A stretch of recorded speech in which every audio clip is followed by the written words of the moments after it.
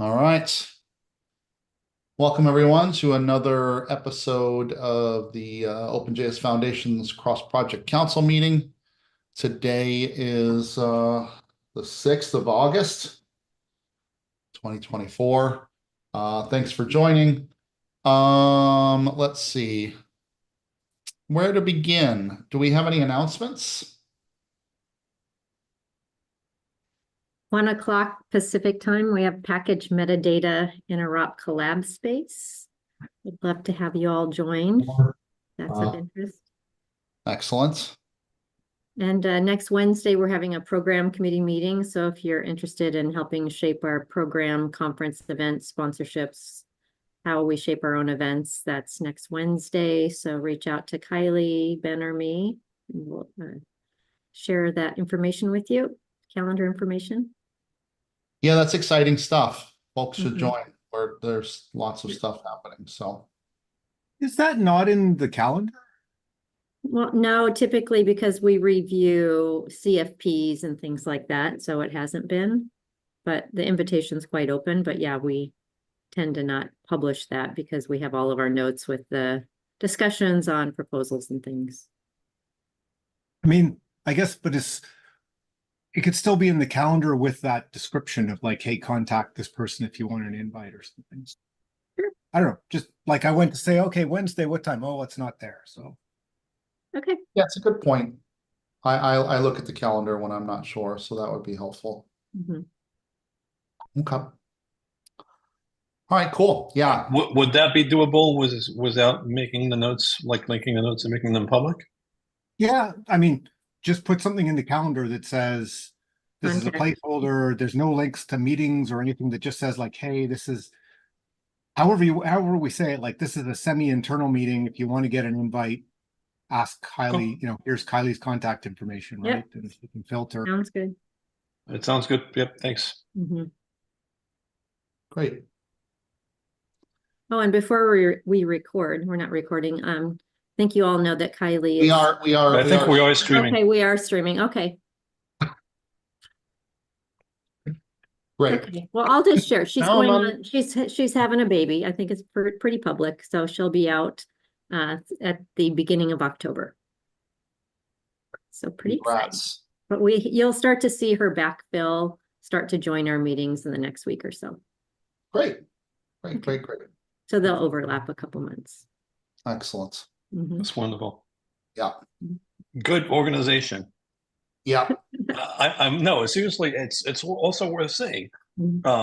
After like some really rocky a point, it's really great to have like things that are really going smoothly. It makes all of us a lot more effective. So thank you. Yeah. Great. Great. Excellent. I assume that there's no board updates.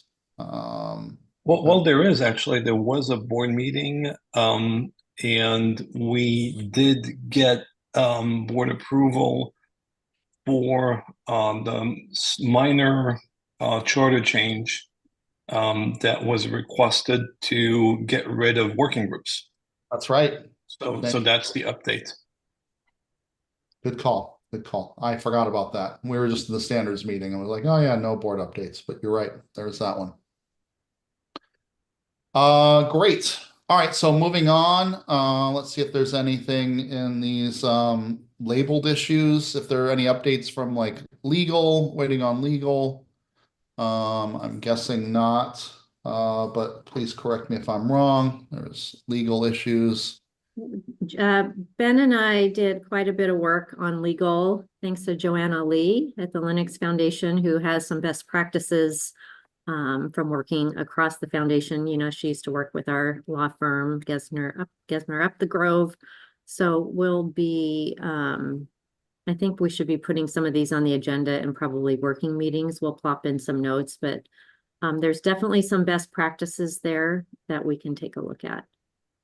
So it's kind of coming in hot, but. Okay, great. Yeah. Excellent. All right. So if that's that, I restructured the agenda slightly before the meeting to throw these three up at the top. Formalize the result of the COC team selection process, document COC team selection process, and selection of new code of conduct team community members. I think, we have the pull request open on the team. I think we're still missing a couple of addresses, email addresses. So maybe if we can get those in for Paula and Ben, that would be great. And then we can lay on that. What else do we need to do though here? So 1297 is document the COC team selection process. So, I mean, my main concern was to get this approved and get this shipped. The new team approved and shipped. And I think we're able to do this, just missing, as you said, those few emails. There are no concerns here of any other kind. So, I think that's pretty done. That's pretty much done, and that's great, by the way, because like this is sort of like the end of a fairly like a multi-year process. So, that's really cool. There are probably like things to write down in terms of how the actual process works, which we can do, I guess, separately, and there's an issue to track this. So that's pretty much it. So we're essentially really missing 2 email addresses at this point, and then we're good. Great. So then on 1297 document COC team selection process, we may have some tweaks to that. Is that kind of or actually is this, yeah, that's an issue. Well, I think we just need to document it. Like and this is kind of more of like a regular pull request kind of thing. And I think there's 2 ways to go about this, roughly speaking.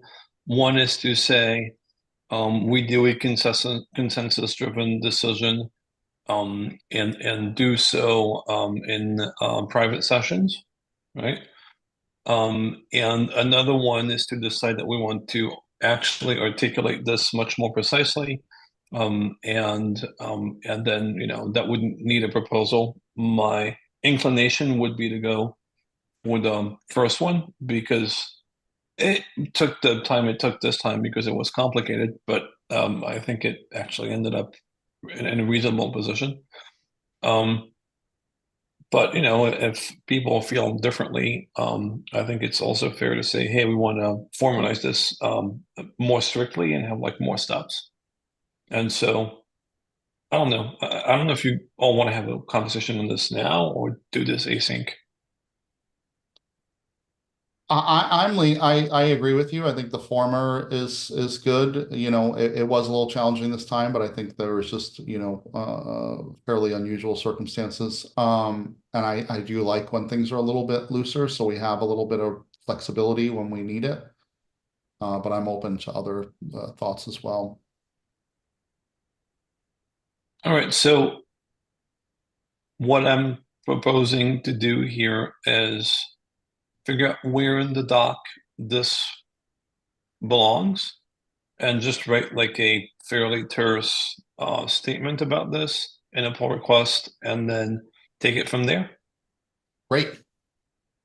All right, cool. So Toby, I mean, that said, if someone else wants to step in and figure it out, like that's fine too, right?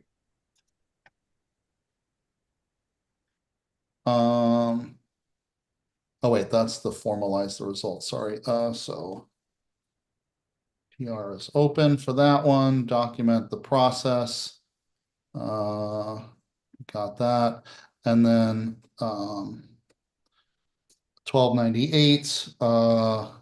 This will auto close when we land. Yeah, absolutely. Okay, great. So all 3 of those issues, PRs are good. Excellent. Cool. Great work, everyone. I'm really excited about landing these things and being beyond that bit of work. Excellent.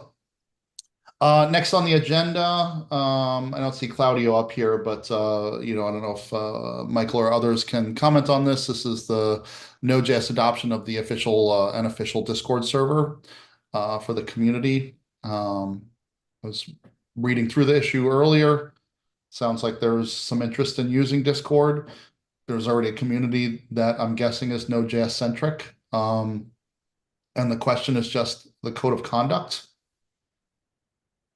Yeah, I think like I'm not the expert, but I'll chime in if I'm the only one around. Like my understanding is like the existing moderators are going to continue to moderate, but are willing to align with the Node.js code of conduct. And there was suggestion of like an email with that. I think that email being like it would include the moderators from the existing Discord server. So like in theory, nothing would change except that they might get reports through that channel. And I think our moderators would potentially just ignore them unless something escalated to the point where the project would need to get them. Well, that's an interesting comment because if Node is calling it an official platform, then the moderation team should be engaged. I think it's though that the moderation team doesn't necessarily want another job. Yeah, I can imagine. So like I think this is actually, not a terrible way to, I should say it's a good way to start in that it's like they're moderators. In theory, we think they've been doing a reasonable job because, I haven't looked at the community, but like Claudio's looked at it and he doesn't think there's like big concerns. This basically says, well, we're going to let them continue to do that. However, the Node.js moderators have access. They can jump in. There'd be this report email where like if a whole bunch of reports start coming in and like it seems like there's something wrong with the moderations, they'll see that and then they could jump in and do something, right? Like because I think it wasn't like the moderation team was like, oh yeah, we're ready and have cycles. It was more like and it's not like yeah, it's a bit complicated and like we're trying to support this official Discord server, but not necessarily run it out of the project, if you know what I mean. Yeah, which I suppose the Slack instance has been like that for a long time, right? Would you characterize that? Is that right? I think that's true. I don't know that the node moderation team actively moderates the Slack either. Which Slack? The OpenJS? The Node Slack. No, Jordan, I believe. Well, I was thinking of the Node.js Slack. Or Yeah, sorry, the OpenJS Slack, because the Node.js Slack is kind of on its own. It's its own thing, right? Right. So This will be node more within the OpenJS, I assume as your this is going to have a tighter relationship in that, like, I think, like, say the Discord server gets additional resources if it's the official node one. So, like, we're kind of committing to say, yes, we will say this is the official node one, but not take it over, if you know what I mean. Like trying to walk the line between supporting a resource that a bunch of people use in the community and I can see like some of the concerns or questions you've got are certainly valid, right? But I think that's the line that's trying to be walked is we're going to do enough to support it and be able to step in if there's an issue, but otherwise hopefully let it run pretty much on its own. Then I'll let Chris talk because he's got his hand up. Yeah, go ahead, Chris. So the issue just appears to be asking to review because they use a different code of conduct already. And they're asking us to review the code of conduct and that it aligns or meets expectations. Isn't it just easier if we just ask them to adopt the node code of conduct and call it a day? Like, why does it? I don't know why we need to have a separate one for them. I know that it's because it already exists and that's what they've been using, but would it be too much to ask to just ask them to adopt the Node.js code of conduct? And I would. Yeah, I think it's a good question. I think it's a very good question. And that's probably part of the question to this group, right? Like, hey, here, you just say sure, or do you have any asks? So Toby, go ahead. Yeah, go ahead, Toby. Yeah, I'm actually a little confused about what the ask is. Same as Chris was saying. There is a diff that's pointed to in there, and I'm confused as to what that diff is. Is that diff between the previous code of conduct and the new modified one? Is it between Node's code of conduct and the one that they want to use? So I don't really understand like what I'm seeing. So and like the diff I'm seeing is also very, very minor, right? It's kind of like really wordsmithing stuff. And so, if that's the case, I'm kind of inclined to go with Chris here and to say, well, why are we adopting a second code of conduct, right? This is going to make a whole bunch of things very complicated. And it's kind of opening a can of worm where everyone's going to ask for, well, we'd like this slightly modified version, right? That said, it looks like most of what's happening there is actually moderation. And moderation, there's like an exception in our policy around code of conduct for moderation, right? Which essentially says, projects can moderate their projects the way they want. What they have to implement is the same code of conduct, right? And so I'm wondering, like, there's this whole sort of like promotion.md. I don't even know what that is. I'm kind of confused looking at this request. Yeah, I mean, I would even take a step back even further. Like what are, and I don't want to get into like if the TSC is behind this move, I don't want to, second guess them, but like what's trying to be solved here? Why, especially since there's a Slack instance that's been sort of the, semi-official Node.js Slack for years. Why isn't it just kind of similar to that? I don't know. I'm just confused as well. I can talk, and again, I'm not advocating one way or the other necessarily, but I can fill in my understanding my understanding is there's a good number of people who use Discord, like not necessarily for like the core work. So there's no suggestion that like any members from the core project will move over and start joining the Discord, or that it replaces like our Slack will stay the same. That's probably where most of the people will be. However, lots of people like Discord, and there's the very active Node.js Discord community.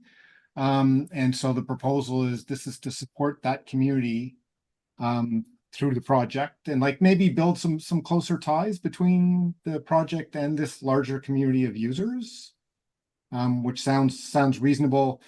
So it's really just like a bunch of people live here already. Let's not just ignore that. Let's support that. And that's why it sort of goes back to like the project isn't really going to step in and run it, but the TSC seems to be willing to say, let's build up some ties and support this one, since like there isn't multiple to choose from. So like we're not choosing the winner. There is one that seems to be where everybody hangs out.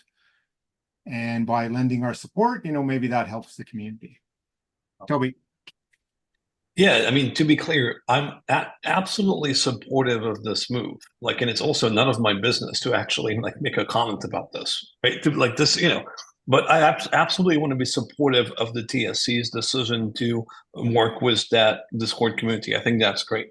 I'm just confused about what's being asked, right? And I actually think that there's probably is a simpler way of solving for this problem, which is to say, essentially, something along the lines of it's entirely okay for the node TSC to manage the code of conduct the way it wants to, because literally, like as long as it abides by, like there's a paragraph in the code of conduct policy that says what a project that wants to handle COC has to do. And as long as the project does this, that's entirely fine, right? Moderation, projects can do essentially whatever they want. That's also spelled out in the code of conduct policy, right? And so, given those two things, to me, it's kind of entirely okay that, like, as long as people who are using that Discord are able to file a clear code of conduct violation with the node team if there is a node a code of conduct violation, and then if that creates a problem, are able to escalate it to the foundation. That's okay, right? And like moderation can be dealt with pretty much how they want to. What's a problem, in my opinion, but we need to have a whole discussion about this if this was a really solid ask, is to use a different code of conduct, right, than the one that the foundation uses. So my recommendation would be for no, I'm blanking on who erased this initially. Claudio? Yeah. So my recommendation would be for Claudio to actually clarify exactly what the request is, and then if I'm happy to do like even a call was like him and like whoever's on the Node TSC, that team to just like figure out a system that works. But I think it's an easily solvable problem.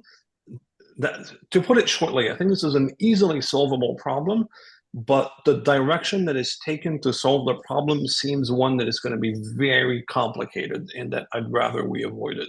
I think that's my point. Sorry, that was rambling. Chris? So yeah, I feel like there's a little bit, at least to my ears, conflicting information, because Michael's comments seem to reflect that the Node folks, or like the official Node folks, are giving the thumbs up, saying, sure, there's like a community out there, great, have at it. But that seems more hands off than Claudio's issue, which says Node.js is adopting an official Discord server.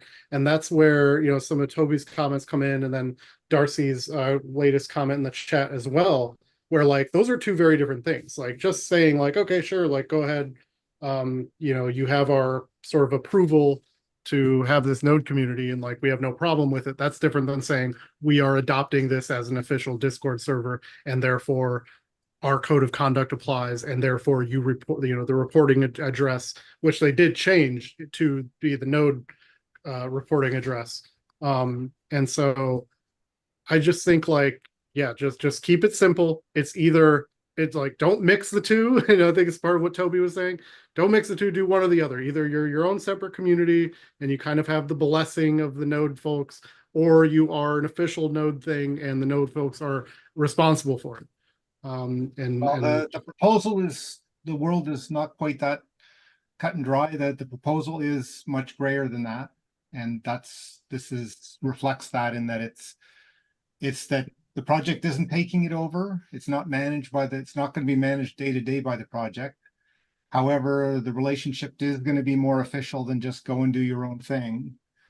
It may, like, Discord has its notion of official Discord servers, and this will become the node under this proposal, the node official Discord server. And so it's walking the line between, like, it's definitely not a just, hey, do your own thing. It's like there is a relationship that's with the project. Well, sure. In that case, that doesn't sound gray area to me, though. That sounds like, yep, it's node. It's your responsibility effectively, and you may delegate certain roles to individuals, but it's still a node thing, and it does report up. And then so that brings me back to just adopt the node code of conduct and call it a day. I think that, like, if this group wants to just say, like, that would be the natural next question. Can you just use the standard OpenJS one as is? And that's really that's what I hear people saying. It's like, I think this was an attempt, and it may be, the diff may be backwards. Like the minus. I'm confused at the diff. Like, I don't understand what the diff does. Frankly, I think the diff is you might be right. I think the diff is backwards. I've been kind of looking at them while we were talking, and I kind of think like this was an attempt to bring the existing one closer to the node one, but maybe not all the way the same. So like, that would be the question that could go back to Claudio, is like, could we just make it the same? Because we'd like the OpenJS ones to all be consistent, except of course for the report. Like even that report one, we've created a new alias, which isn't report at nodejs.org. It's going to be report, I forget what it is. It's like report Discord, so that like we can include the Discord moderators on that as well as the node moderators, right? So I think it's a matter of like asking what I hear is like somebody just chime in and say, we'd really prefer you use the OpenJS, the standard one. Is there a good reason why not, right?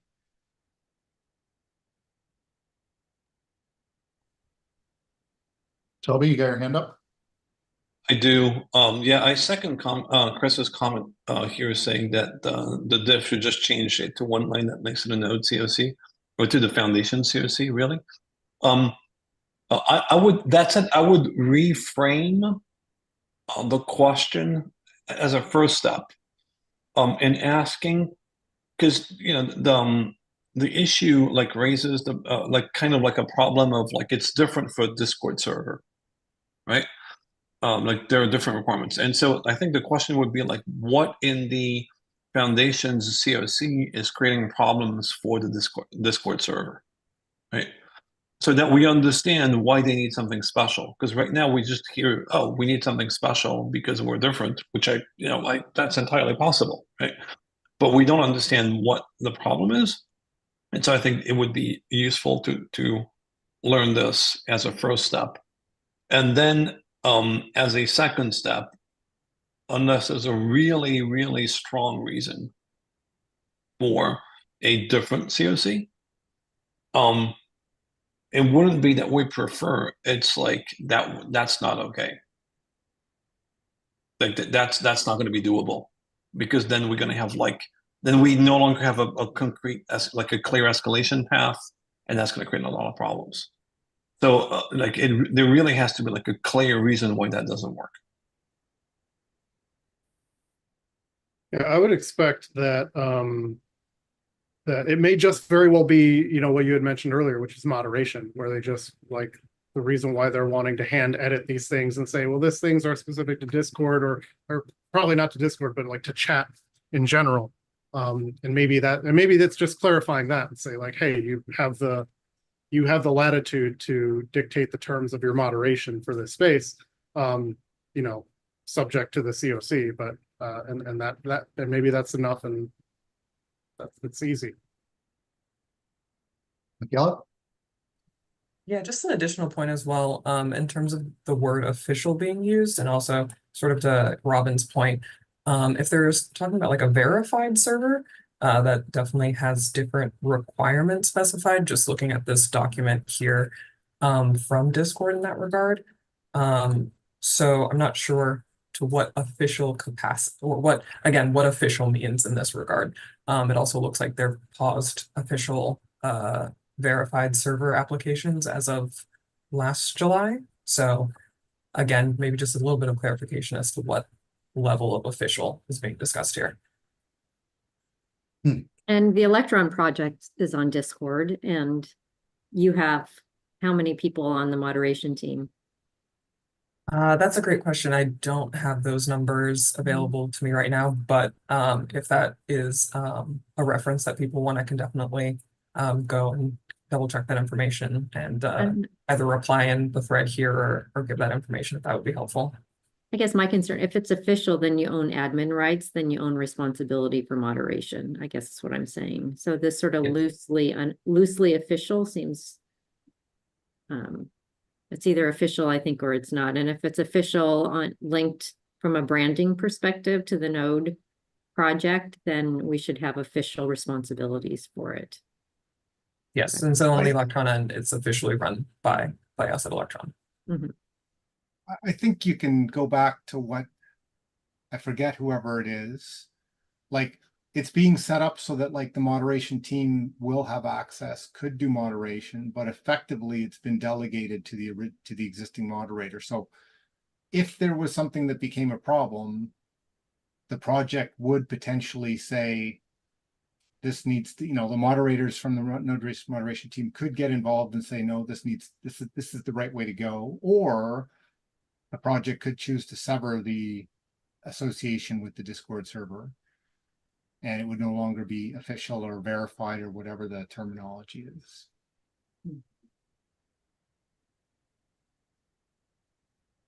So that's the proposal.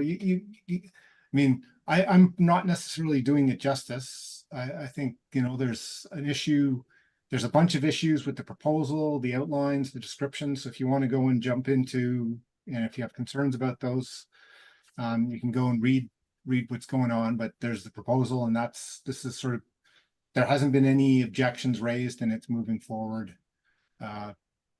Roughly how I've described, although like Claudio could give you a better understanding of the way he sees it.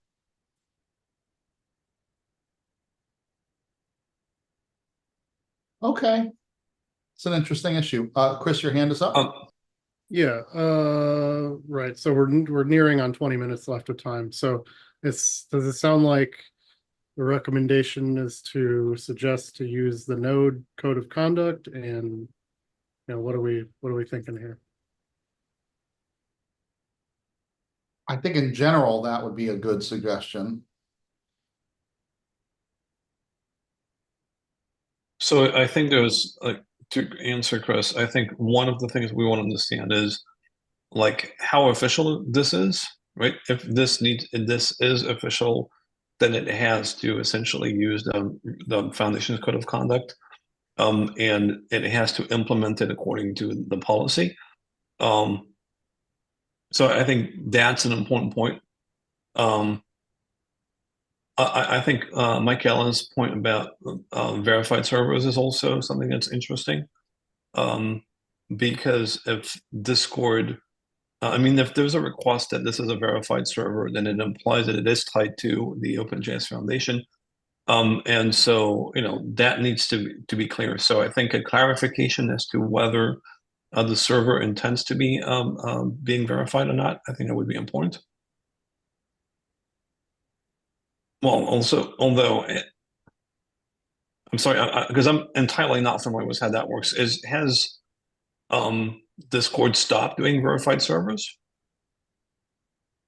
Because it says this at the top of the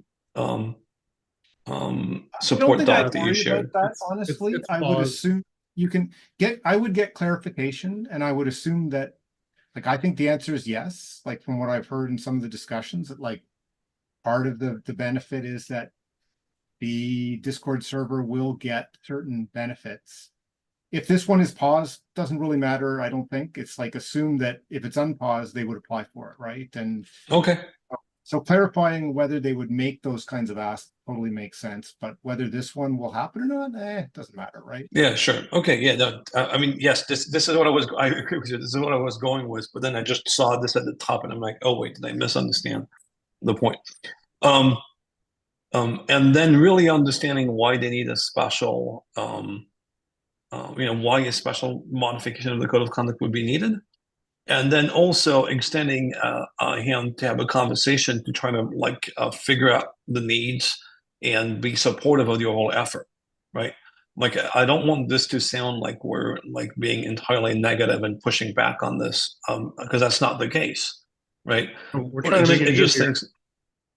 Yes, essentially, right? Let's have clarification about what's going on, and then let's see how we can help to make it possible. Agreed. All right. So if somebody can drop a comment in the issue along those lines, that would be great. Okay, yeah. Moving on. I'm going to jump to the next issue, which is decide on a method to archive content that is no longer current. Toby, you want to elaborate on this? I know you were doing some work and it was born out of that. I was doing some summer spring cleaning, as Robin put it, and being slightly potentially over aggressive on the level of chemicals I was using for the cleaning, to stretch the metaphor a little too much. And Michael rightfully pointed out that, well, maybe we should be keeping some of this content and not just deleting everything. And so So that's kind of what that issue was for, is saying, okay, well, like, what do we keep and where do we put it, and how do we do that? And I'd like to point out that a number of pull requests are sort of like anchored or like hanging on figuring this out.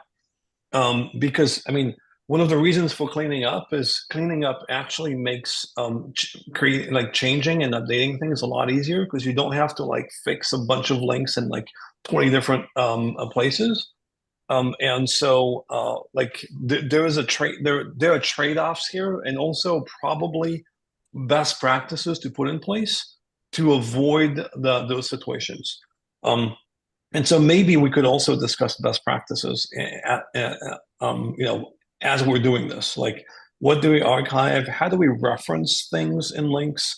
Just referencing sort of like you know, a specific permalink rather than the tip of the head helps with archiving stuff and making sure that you know, it's easy to remove things. So you know, it's a few things like this that I think would be really helpful to do. I think this would be best suited, by the way, for a working session more than like this. And we that's what we wanted to do last week, but then things derailed. So you know, I think this is important to figure out. And the sooner we do so, the better. And so if we don't have anything better to do next week, I'd recommend spending time on this. Yeah, I think just like even saying like we can just delete this category of information, this category of information we should do something with. Because like my comment was like, I don't know, one way or the other, just like, should we just delete this stuff? And so yeah, I think what you just said is like, maybe we can make our life easy that says, yeah, it falls into this category, just delete it, right? Like this other stuff. Or maybe we decide we can just delete everything. I don't know. But like having thought about it in a working session, I think would cover that. Chris? Well, when we floated the just nuke it, there was some opposition to that, where folks, and part of that was some things may be important to retrieve. And part of it was also, hey, like we spent a lot of time and effort on these things and put a lot of thought into it. And we just in some cases decided that this isn't like relevant or necessary now, but like if we want to return to it, it will become relevant again. And those are valid concerns. I think that, you know, Toby put a few options in there. I think number one, we should probably do regardless of whether you decide to delete it or not, because you can have the index page in both cases. And I think that's a great, you know, easy resource to have to dig that stuff up if you want to. And so I think that the big question that you want to answer here is on the discoverability, because to be able to search that content, you know, is a double-edged sword. It's great if you're looking for historical stuff and you want to be able to find it, and great, I can search for it. And the other edge is when people are not looking for the historical archaeological dig, they're surfacing that content and it's out of date and it's incorrect. And that's the danger that you have there. So that, I think, for me anyway, like burying it in a folder, that's easy, right? And there's no real downside to doing that. So the downside comes with that searching capability. So that's where I think the decision needs to be made on which problem do you want to have. The one where it's more difficult to search the information, or the one where it's easier to find obsolete information, possibly erroneously. Yeah. Okay. That's some super great framing, Chris. Actually, thank you very much. I hadn't thought this through from that angle, and I think that's super useful. I actually, like, I now know exactly where personally I stand, which I just didn't, like, literally a minute ago. So thank you. Yeah, I've Very seen helpful. some really good examples where you go to a page and like at the very top in red, it's like this document is now obsolete, replaced by link. Just to deal with that. Yeah, you don't get the out of date version. Darcy's point, sorry, I didn't have my hand raised, but nobody was talking. To Darcy's point, that's true, but it's not a default behavior, right? Like, and you have to know what you're excluding. So, most of the time people are just going to be searching on whatever keywords they're searching for. They're not going to know that they need to exclude this folder of irrelevant information or outdated information because they don't have that foreknowledge. And even if they do, they're not necessarily going to remember, or that's the caveat there. Yeah, I mean, I'd like to second this. I Making do. sure that over the out of date, sorry, Chris, out of date specs or were not surfaced by Google search is like a huge work of W3C and members, just like to make sure that people who actually want to implement something, search and end up implementing the right thing and not a thing that's 2 years old is actually like a real issue. And so those are real problems. Chris, you were going to say something. Yeah, another option could be to move it to a separate repo. But then that also has its downsides as well.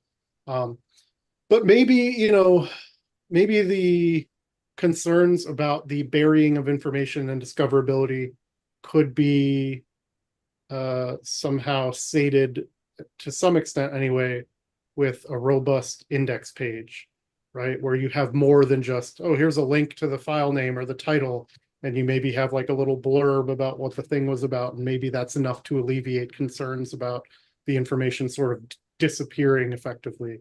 I don't know. Yeah, that's been my thinking. And my experience is that I'll want to go look something up that I know existed.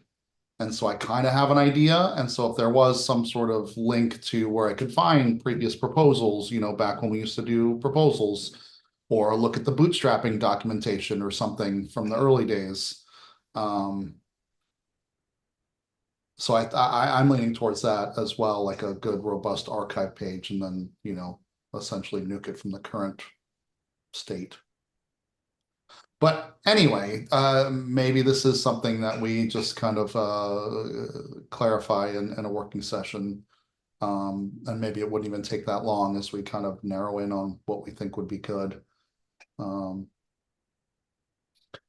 with that, I maybe I'll take a moment, since we have only 10 minutes left, to ask if that's what we want to do next time. We could start with that and then see what's next on that list of working session ideas too, if we get through that pretty quickly. Cool. All right, I'll move on once I find where my page is. There it is. So if we can get a couple more things done in the last few minutes. It looks like the next batch of stuff is the work that you were doing, Toby. Well, hang on, let me not, I don't want to get ahead of myself. Match repository structure to README process and policy section. Yeah, that's all the same thing. Let's have all of this conversation in the session next week. Okay. I'm going to put the label on it then. Okay, so we'll look at that next week as well. Merge working groups and collab spaces. That's ready to go. It's essentially blocked by a decision that we make here. Okay. All right, great. Simplify proposal process. Is that primarily the same thing? Yep. OpenJS GitHub continuity policy will merge today.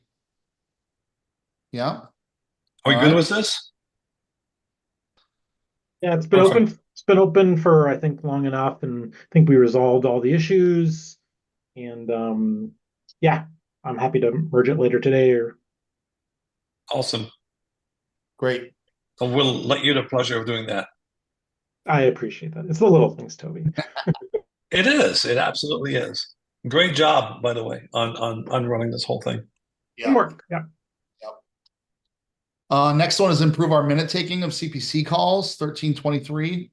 I know, Ben, you got a comment from 2 weeks ago, waiting for the LF to enable Zoom AI for LFX managed meetings. Is that still waiting? Yep. Okay. I've been and waiting a while. So it's coming, and I think that we should evaluate that because it's got like kind of the lowest barrier to entry for this. Yep. And I'm using it for like personal meetings, not that I have with other folks at LF, and it's pretty good. Oh, great. Glad to hear that. All right, cool. So we'll just wait for that. Next one is 2024 Foundation Project Health Survey. I'll look at you on that one, Ben. Next steps on this, your comment from last month was regroup with Ulysses and Paula. Yeah, Ulysses and Paula have added comments. I just need to synthesize this into something that I can share with the CPC. So let me just put a line in the sentence here and say synthesize feedback.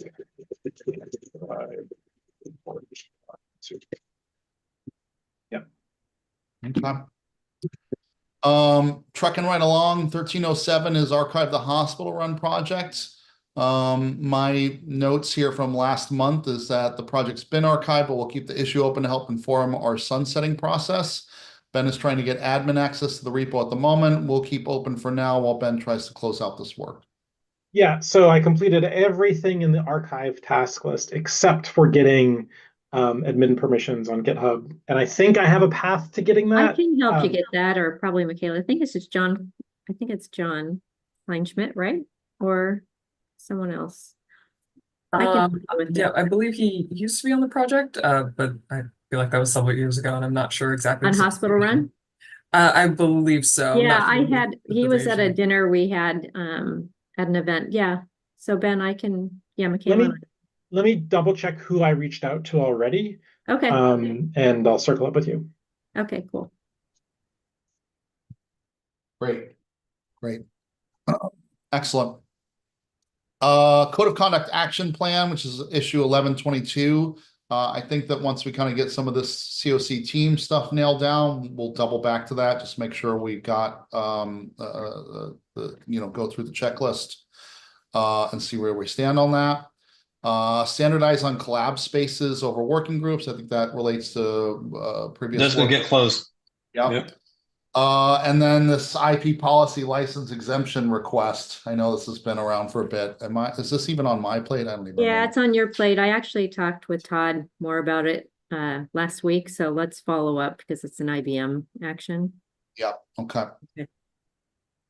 All right, and we know next working session we'll go through a couple of those things on repo cleanup and process and whatnot.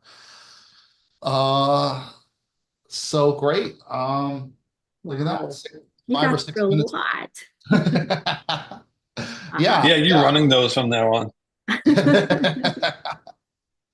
It's good. It frees you up, Toby, to really explore the space, and help me. It actually freed me up to drink beer today, but I shouldn't say this on live stream. That's great. It Cool. absolutely was. Great. If we did kind of hustle through these issues, so I'm going to take a minute when we hang up to try to go back and make sure that issues have appropriate updates. But if there are things that all of you are particularly involved in, if you could just drop a note in any of those, just to kind of keep these issues updated as to what we discussed and whatnot. Yeah, and with that, I guess we'll call it a wrap. Thanks, everybody. Appreciate it. Sounds great.